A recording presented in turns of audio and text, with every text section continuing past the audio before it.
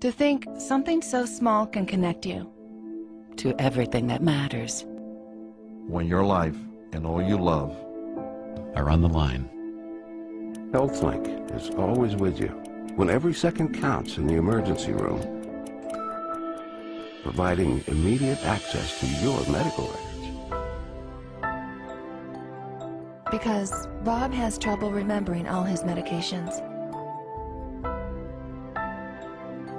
Because I'm in love with my kids' kids. Because my car lost control while driving. Because now I'm looking out for both of us. Because I have diabetes, but it doesn't have me. Because I spend my life in the ER, trying to save yours. Attention, cet homme est porteur d'une puce électronique. Implantée dans le bras, elle lui permet d'avoir accès au carré VIP. Comme un produit de supermarché, les clients sont barcodés et la puce contient leur crédit consommation. Ainsi, dans cette boîte de Barcelone, il y a ceux un peu vieux jeux qui dansent encore avec un porte-monnaie et ceux qui n'en ont plus besoin. Légalisée depuis un an, cette greffe est même proposée à l'intérieur de la boîte contre 125 €. L'opération ne dure qu'une vingtaine de minutes. D'abord une petite anesthésie locale, ensuite la puce est greffée sous la peau et reliée à un compte personnel, un peu comme un compte bancaire. Je ne sais pas pourquoi j'ai voulu faire ça. En fait, c'est peut-être parce que tout le monde l'a. Et puis, c'est pour savoir comment c'est. C'est juste pour ça. Cette puce qui vient des États-Unis a obtenu un droit de commercialisation à condition de ne pas détenir d'informations médicales. Facile à implanter, n'importe qui peut donc s'improviser infirmière de boîte de nuit. C'est plus facile que de faire un piercing. Et ceux qui font ça n'ont pas spécialement d'autorisation. Et de toute façon, je me sens capable de réagir en cas de problème. Une centaine de consommateurs a déjà opté pour l'identification électronique. Un seul petit problème, pour se faire retirer la puce, il faut subir une intervention chirurgicale. C'est le même principe que pour les femmes qui se font implanter une pilule contraceptive. Au bout d'un an ou deux, il faut bien l'enlever pour en faire poser une autre. Reste le problème du pistage éventuel des clients, car la puce permet aussi de suivre un individu par satellite, ce qu'aucune législation n'interdit en Europe.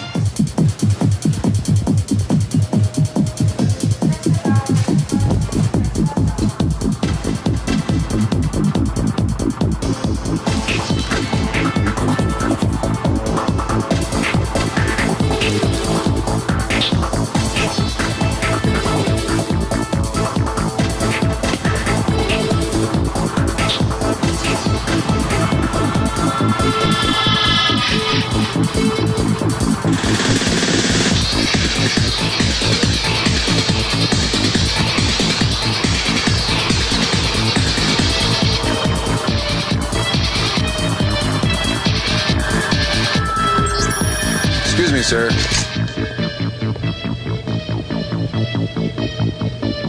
Forgot your receipt. Checkout lines. Who needs them? Have a nice day. This is the future of e-business.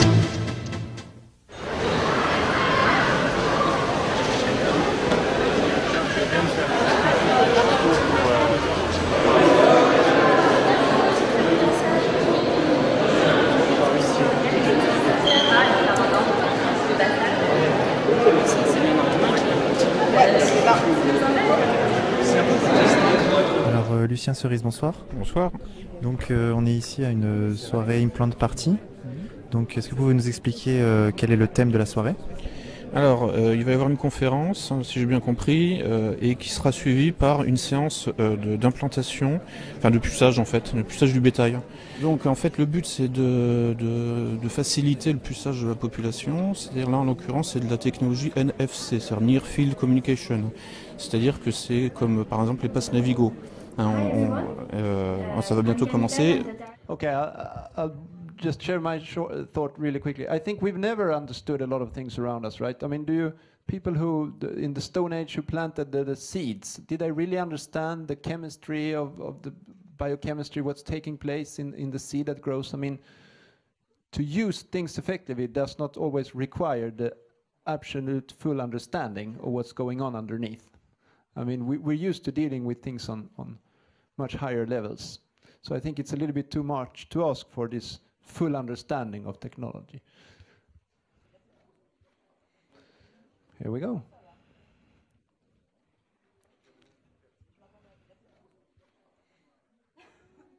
Here it's done. Big applause.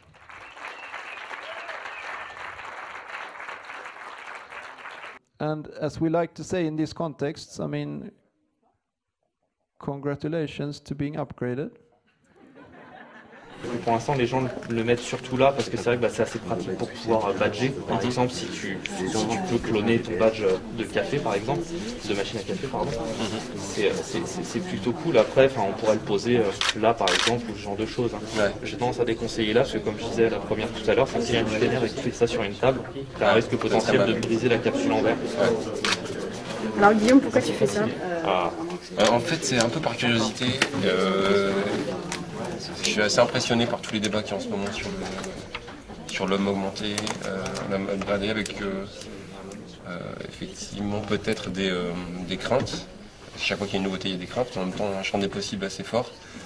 Donc honnêtement, je ne sais pas trop ce qu'on va en faire, mais on va le faire et on va voir ce à quoi ça peut servir. En tout cas, les personnes ont l'air très compétentes et puis le débat avant est intéressant. C'est très intéressant. Tu penses que la prochaine étape, ce serait de devenir cyborg?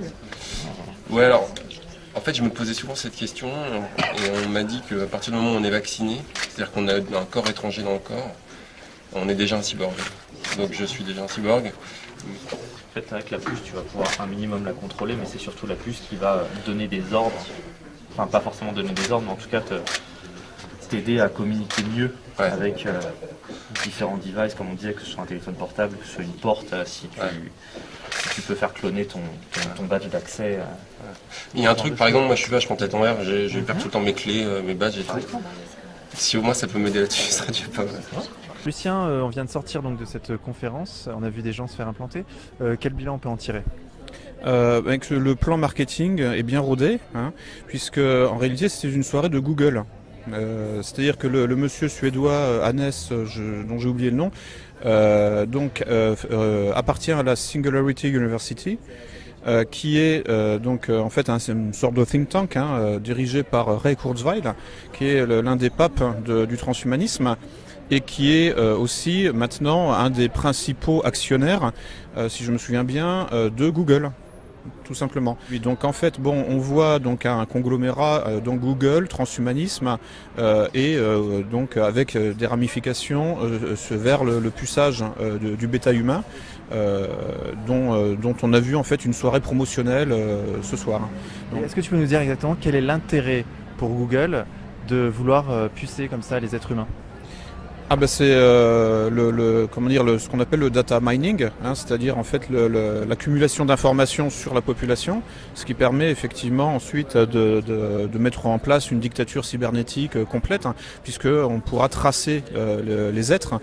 Alors aujourd'hui, les applications, ce sont par exemple le pass Navigo pour la RATP à Paris, des passes pour des bâtiments sécurisés, mais aussi des certificats d'authenticité qui sont insérés dans des produits de luxe, ou alors des étiquettes intelligentes utilisées pour la traçabilité des stocks dans les produits de grande consommation dans les supermarchés. Ce sont, si j'ose dire, des applications encore assez simples, assez bienveillantes. Qu'est-ce qu'on peut imaginer comme application dans le futur? Vous avez à juste titre employé le mot traçabilité. C'est évident que l'essentiel des utilisations de cette technologie, au départ, porte sur la traçabilité. Tout ce que vous avez décrit, c'est la traçabilité, soit des objets, soit des personnes. Donc, tout ce qui va être de plus en plus nécessaire à suivre à distance, savoir ce qu'il devient, permettre de connaître l'évolution des produits, les localiser, optimiser les stocks, de façon à ce qu'on ait des stocks minimales, faire en sorte qu'on sache en permanence où se trouvent ces objets, permettre d'intégrer des processus de production. Oui, on parle d'un enjeu économique majeur dans la traçabilité des produits. Les réductions des coûts sont considérables. En termes de sécurité sanitaire, de pouvoir tracer l'origine des produits agricoles depuis leur conception jusqu'à leur consommation. Tout ça donne une traçabilité sur les objets absolument gigantesque, encore à venir.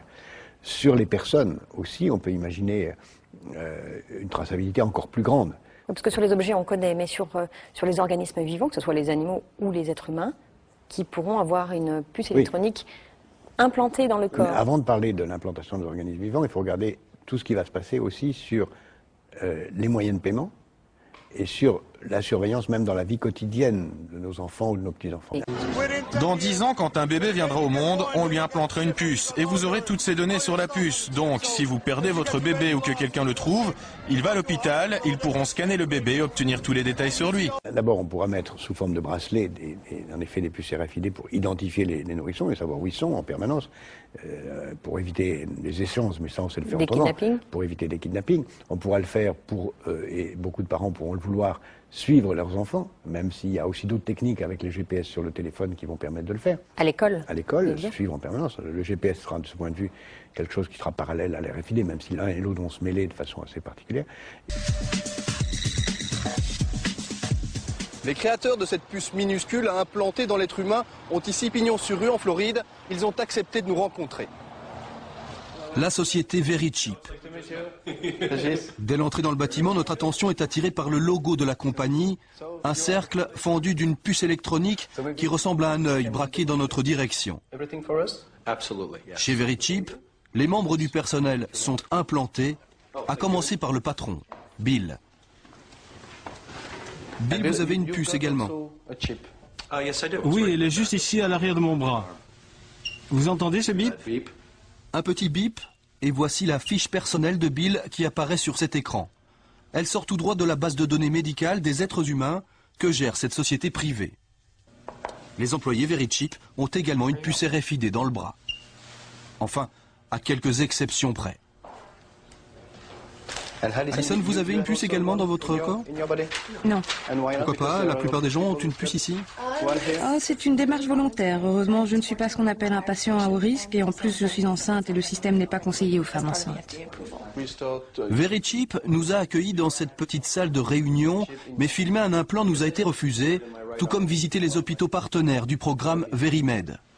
Pour seules images, cette poignée de puces désactivée et des réponses prudentes à nos questions, notamment sur le prix d'une petite puce telle que celle-là, on la sait peu onéreuse aux alentours d'1 €, mais Verichip ne semble pas vraiment bon marché.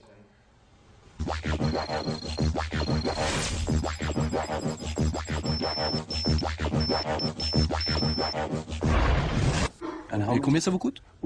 Ça, c'est une information privée, je ne peux pas vous répondre. Et pour avoir une échelle, c'est autour de combien? 10 $, 1 $? Eh bien, c'est moins que 150 $, ce qui est le prix que nous facturons, et c'est plus que zéro, car comme vous voyez, la puce renferme des éléments manufacturés et technologiques. Donc, je pense que c'est tout ce que je vous dirai à ce propos. La société Verichip a multiplié par 60 son chiffre d'affaires depuis sa création il y a 5 ans. Le business de la puce implantée est florissant sans conteste. So the ultimate goal that these people have in mind is the goal to create a one world government run by the banking industry, run by the bankers, and they're doing it in sections. The European currency, the euro, and the European Constitution is one part of it. Now they're trying to do it in America with the North American Union, right? And they want to create a new currency called the Amero, right? And the whole agenda is to create a one world government where everybody has an RFID chip implanted in them. All money is to be in those chips, right? There'll be no more cash. And this is given me straight from Rockefeller himself. This is what they want to accomplish. And all money will be in your chips. And so instead of having cash, anytime you have money in your chip, they can take out whatever they want to take out whenever they want to. If they say you owe us this much money in taxes, they just deduct it out of your chip digitally. Total control. Total control. And if you're like me or you, and you're protesting what they're doing, they can just turn off your chip. And you have nothing. You can't buy food. You can't do anything. It's total control of the people. And that chip's connected to a database that has your purchasing records, what you do, what everything. You sell. Everything is in there, you know? And so they want a one world government controlled by them, everybody being chipped, all your money in those chips, and they control the chips, and they control people, and you become a slave, you become a serf to these people. That's their goal, that's their intention. They do whatever they want to do. What we want doesn't matter anymore. It's their agenda, it's their plans that matter. They have all the money they want, they can make all the money they want. They have a machine that can make all the money. It's not about money, it's about control, it's about their vision of how they want to see the world. You hear George Bush saying democracy means freedom. No, democracy equals New World Order.